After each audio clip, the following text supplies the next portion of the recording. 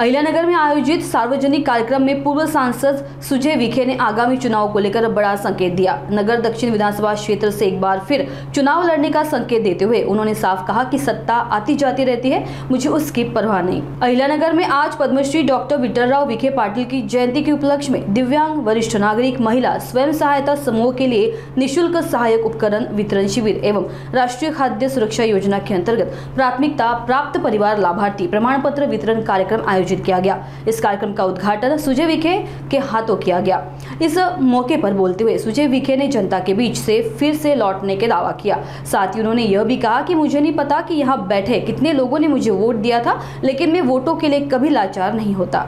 जेवढं काम मी माझे खासदार म्हणून 1 वर्षामध्ये केलं, विद्यमान परिस्थितीमध्ये ज्या पदावर असलेल्या व्यक्तींनी 25% देखील काम केलं नसेल असं काम मी 1 वर्षामध्ये माझे असून केलेलं आहे। मला फरक पडत नाही, सत्ता येते जाते। या मंडपामध्ये बसलेले आणि या स्टेजवर पण बसलेले किती लोकांनी मला मतदान टाकलं मला माहिती नाही। म्हणजे या स्टेजवर पण असे काही लोक आहेत ज्यांनी मला मतदान टाकलं नाही। या मंडपामध्ये पण असे काही लोक आहेत ज्यांनी मला मतदान टाकलं नाही, पण मतासाठी सुजय विखे कधीही लाचार होत नाही। आनंद कधी वाटतो माहिती आहे का? जेव्हा आज लोक मला येऊन भेटतात आणि जेव्हा लोक म्हणतात की आमची फार मोठी चूक झाली, मला इतका आनंद होतो की तुम्हाला मी सांगू शकत नाही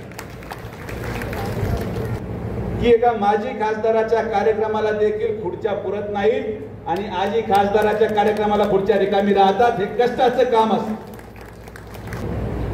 एकही केंद्रीय प्रकल्प मागच्या 1 वर्षामध्ये जिल्ह्यामध्ये आला का? नगर शहरामध्ये मागच्या 1 वर्षामध्ये एक तरी विकास कामाचं नारळ फुटलं का?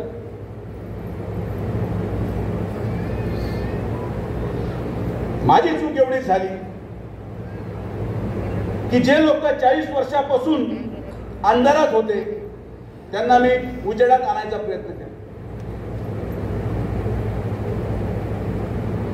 जे लोक 40 वर्षापासून प्रकल्पांच्या प्रतीक्षेत होते ते प्रकल्प मी वेळे अगोदर पूर्ण केले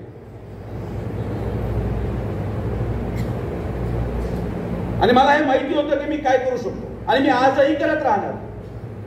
मी थांबणार नाही। मी या अहिल्यानगर जिल्ह्याच्या जनतेच्या सेवेमध्ये माझं अविरत आयुष्य खर्च करायला तयार आहे आणि ते खर्च करून तुमच्यामध्ये परत येऊन तुमच्याच मताने परत खासदार होणारा शब्द तुम्हाला मी देतो।